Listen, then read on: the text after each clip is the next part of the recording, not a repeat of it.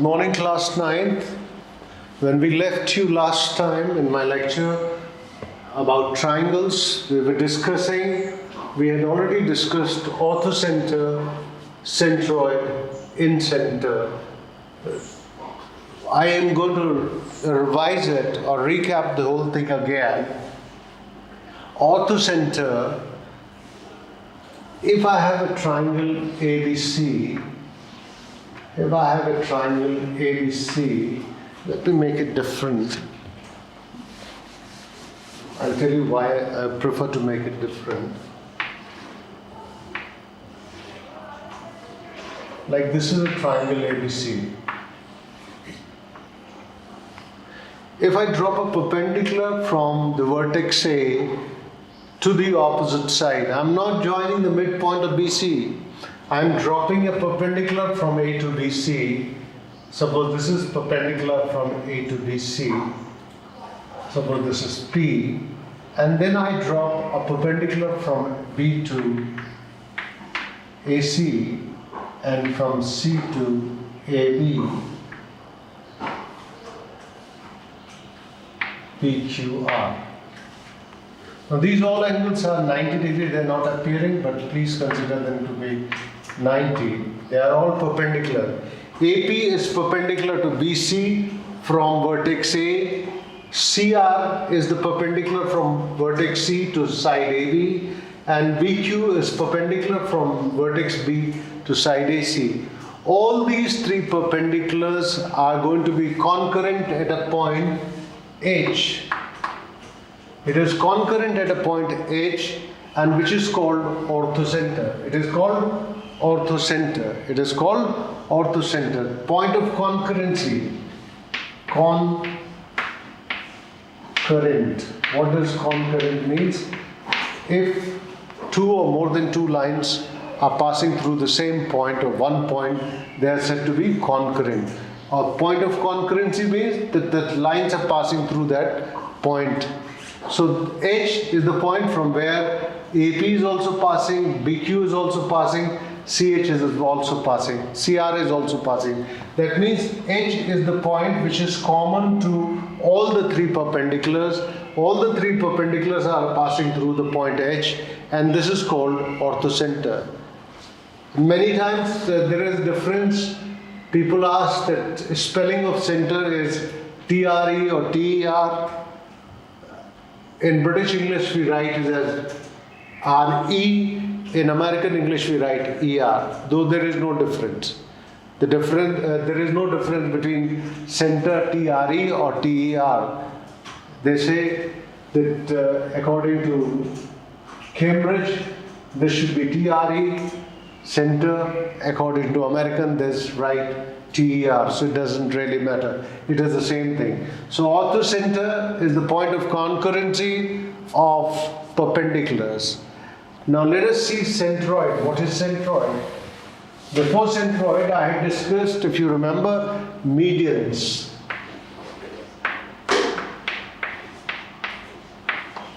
Where it said medians are line segments joining the vertex to the midpoint of the opposite side. Suppose this is M. M is the midpoint of BC. BM is equal to MC. BM is equal to MC. The ratio as the vertex is joined to the midpoint M of BC, then AM is called median. Similarly, if I take N as the midpoint of AC and join it here, then it is called median. There are three medians going to be. If I join this point to this point, then it will become automatically a midpoint of AB, and this point is called G. This point is called G. It is called centroid. The three medians of the triangle are concurrent at centroid. Three medians of the triangle are concurrent at centroid. They pass through one point, which that point is called centroid. That point is called centroid. The point is called centroid, and we had also discussed that centroid divides the median in the ratio of 2:1. That is, AG is to GM is 2:1. AG is to GM is 2:1. Similarly, LG is to GC, CG is to GL. CG is to GL will be 2:1, and BG is to GN is 2:1. The portion which is toward the vertex is always larger. BG is larger than GN, CG is larger than double of that. It is double of that. AG is double of GN. Because if it is 2, it is 1. 2:1 is the ratio. 2:1 is the ratio. Centroid divides the median. Divides the median in the ratio of 2:1. And medians is a line segment joining the vertex of the triangle to the midpoint of the opposite side. It is to the midpoint of the opposite side. Now the next is in-center. What is in-center?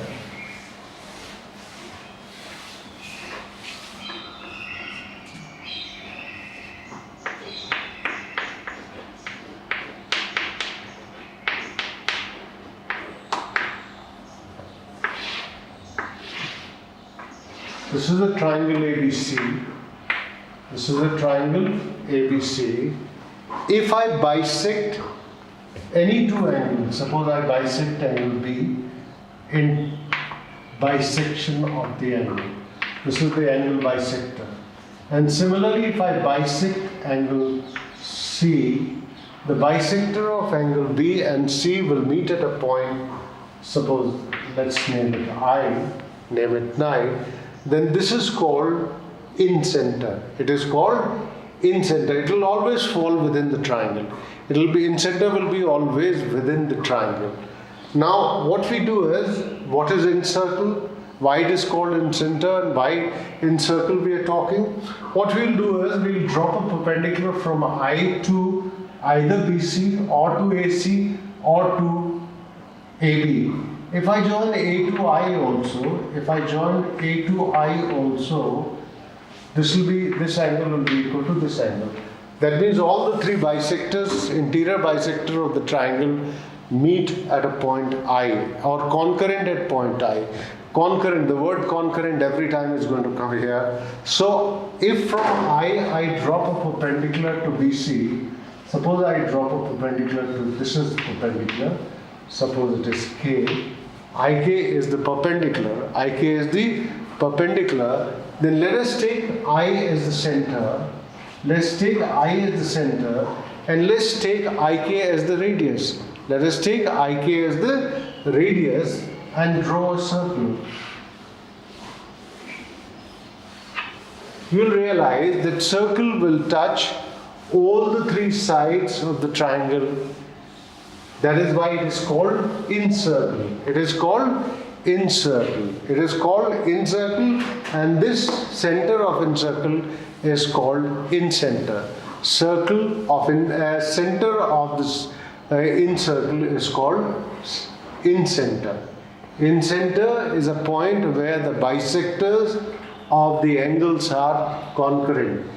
We had discussed in-center, and we had told you that in-center will always lie within the triangle, because we have to draw a circle which should touch all the three sides of the triangle, and it is inside the triangle, so it has to be inside. Now let us see the next circumcenter. Circumcircle and circumcenter. Circumcircle and circumcenter. For example, if I take a triangle ABC,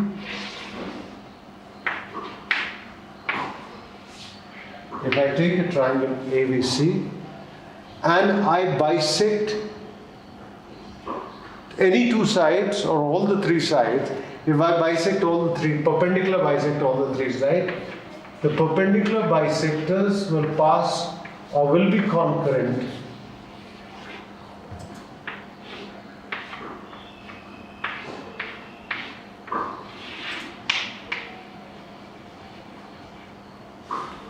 This is the point. This point will be equidistant from A, B as well as C. It will be equidistant from A, B and C. If I take, suppose, this as the, suppose let me take it point K. If I take C, no, I can't take C, is already here. Let me take the point K. If I take point K and open up, I can take O. I take O as the center and open up my compass till A or till B or till C and draw a circle. A circle will pass through A, B and C. It will pass through A, B and C. That means this point O is equidistant from A, B and C. Equidistant means at equal distance from A, B and C, and this is called circumcircle. This is called circumcircle and this point is called circumcenter. This is equidistant from A, B and C. Like in center was equidistant from three sides of the triangle, it is equidistant from three vertices of the triangle, and in this case, if it is an acute angle triangle, if ABC is an acute angle triangle, then circumcenter will be always inside the triangle. It will come within the triangle itself. It will be within triangle. Suppose it is a right angle triangle. Suppose it is a right angle triangle. ABC is the right angle triangle. Right angle at B. And I want to draw the circumcircle of this triangle. Then I'll have to find the circumcenter. The easiest way is find the midpoint of the hypotenuse. You find the midpoint of the hypotenuse, that will be always the circumcenter. Take this O as center and draw a circle, and that will pass through all the 3 points. So in this case, circumcenter was lying here when it was acute angle triangle inside the triangle. When it is a right angle triangle, it will be always lying on this hypotenuse, midpoint of hypotenuse. And please remember, the angle in a semicircle is always a right angle.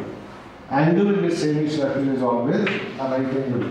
Wherever you will draw an angle in a semicircle, suppose I draw any angle here, if I join this to this, this automatically will come out to be 90 degree. This automatically will come out to be 90 degree. In angle in a semicircle is always a right angle, and the midpoint of the hypotenuse will be always the circumcenter in case of a right angle triangle. Suppose it is an acute angle triangle. If it is an acute angle triangle, then the circumcenter will lie outside. It will lie outside somewhere outside the triangle. In case of acute angle triangle, it will lie inside the triangle. In case of right angle triangle, it will be the midpoint of the hypotenuse. And in case of an acute angle triangle, obtuse angle triangle, if one of the angles of the triangle is obtuse, then the circumcenter will always lie outside, while as in-center will always lie inside, but circumcenter can lie within the triangle, on the hypotenuse and outside the triangle, depending upon what kind of a triangle are we using. Now we are going to discuss some angle properties of the triangle. Angle properties of the triangle. Let us discuss some angle properties of the triangle.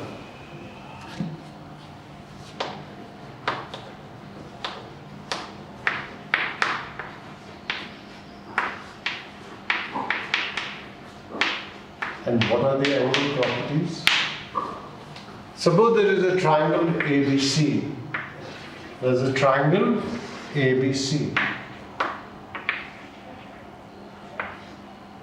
Now these angles, angle BAC, angle ABC, angle ACB are called the interior angles of the triangle.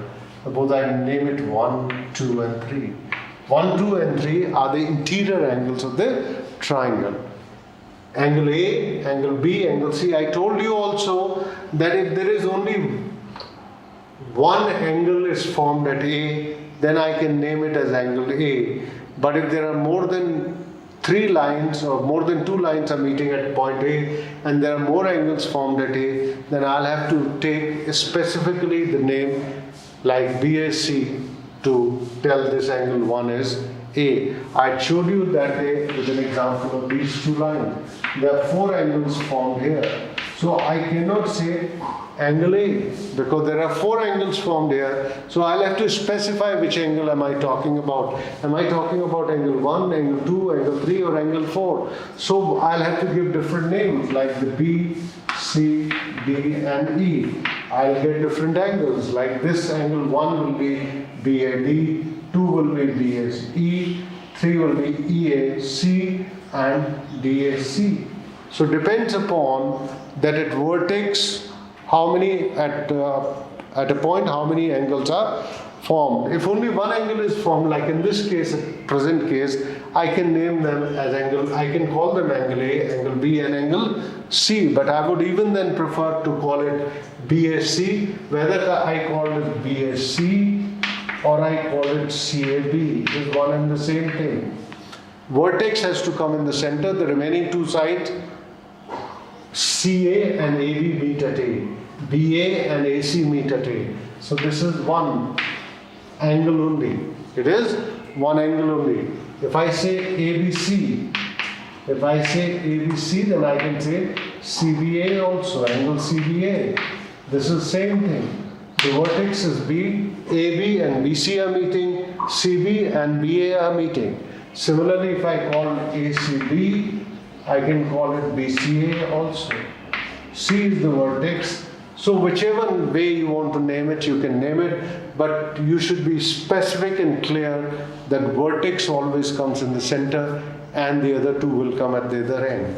So these are the angles which are there, and the property, the first important property is that the sum of the interior angles of the triangle is always equal to 2 right angles. The sum of the interior angles of a triangle, the sum of the interior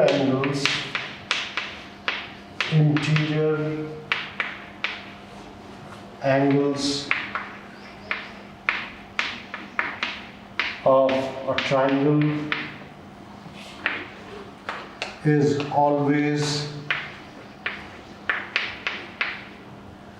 equal to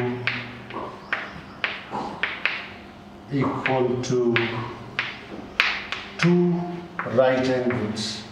2 right angles. 2 right angles means 180 degrees. The sum of interior angles of the triangle is always going to be 180 degrees. That is angle ABC plus angle CAB plus angle ACB will always be equal to 180 degrees. So if 2 angles of the triangle are known, if 1 and 2 are known, you can find third angle. If 2 and 3 are known, you can find the first angle. If 1 and 3 are known, you can find the second angle. This is the most basic property which you will be using time and again everywhere, wherever we are going to talk about the triangles or figures like this. We are going to always say the sum of the interior angles of a triangle is always equal to 2 right angles. We are not going to prove it just now. This is a theorem, I'm not going to prove it just now. But later on at some stage, I will do the theorems as well. Now another property is about, that is actually corollary of the same, extension of the same property, that the sum of the interior angles of a triangle is always equal to 2 right angles. The next proposition is that suppose one side of the triangle is extended. Like I extend the side BC to a point D. If I extend the side You can extend any side. You can extend any side. You can extend AC, you can extend AB, you can extend CB, you can extend CA, whichever side. I have extended one side of the triangle, so obviously this is an angle formed which is called exterior angle. Which is called exterior angle of the triangle. These were 1, 2, 3 were interior angle of the triangle because they are formed inside the triangle. They were interior angle, but this is an exterior angle. I've extended one side of the triangle and an exterior angle is formed. An exterior angle is formed. Now what is the property of this exterior angle? What is the property of the exterior angle? Suppose I name this, instead of 1x, I name it y, I name it z. So according to the first property which we have read, the sum of the interior angle of the triangle is always going to be equal to 180 degree. So x plus y plus z, if I add all three angles, this angle is x, I have named this to be x, this angle to be y, and this angle is z. So x plus y plus z will be equal to 180 degree. X plus y plus z will be 180 degree. Suppose I want to calculate, if I just take x plus y and transfer z to that side, it will become 180 minus z. Or what I do is, z will be equal to 180 minus x plus y. Or as I said, x plus y is equal to 180 minus z. Any way I can write it. Now this is what? Exterior angle. This is exterior angle. BC has been extended to D. So BCD is a straight line. BCD is a straight line. And this angle is Z. So this exterior angle will be 180 minus Z. Because if you have a line here and another line is meeting, suppose this angle is 60 degree. So it will be 180 minus 60, you will get 120 degree. This angle becomes 120 degree. Why? Because BCD is a straight line. A straight line is always of 180 degree. You know, an angle in a straight line is of 180 degree. This is 180 degree. A straight line makes an angle of 180 degree. This is Z here. So the exterior angle will be 180 minus Z. 180 minus Z. And 180 minus Z is equal to what? X plus Y. From here we get that the exterior angle of a triangle is always equal to the sum of the interior opposite angle. Sum of the interior opposite angle. This is not interior opposite angle. This is adjacent to exterior angle. Angle Z is adjacent to this angle. These are the opposite angles. Exterior, these are the opposite angles to exterior angle. These are opposite. This is adjacent. So exterior angle of a triangle is always equal to the sum of the interior opposite angle. The exterior angle of a triangle is always going to be equal to the sum of the interior opposite angles. We discussed the property of the angles of the triangle. We said the sum of the three angles, interior angles of the triangle, is equal to two right angles, like we said here. X, Y, Z. We said x plus y plus z will be always equal to two right angles, 180 degree. We also said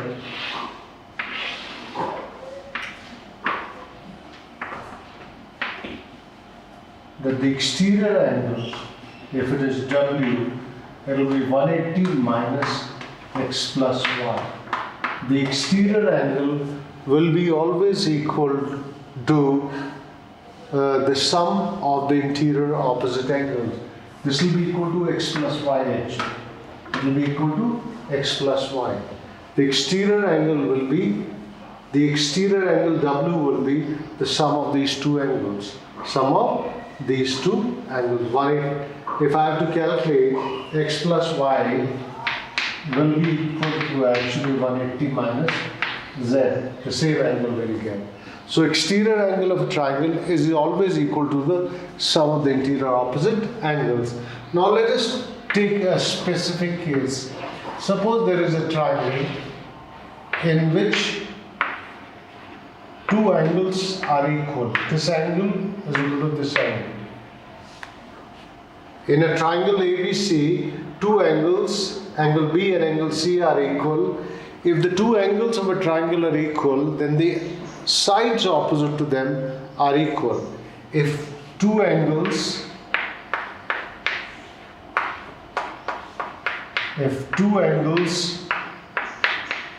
of a triangle are equal,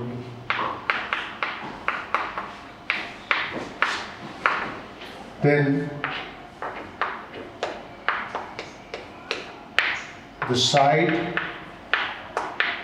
opposite to them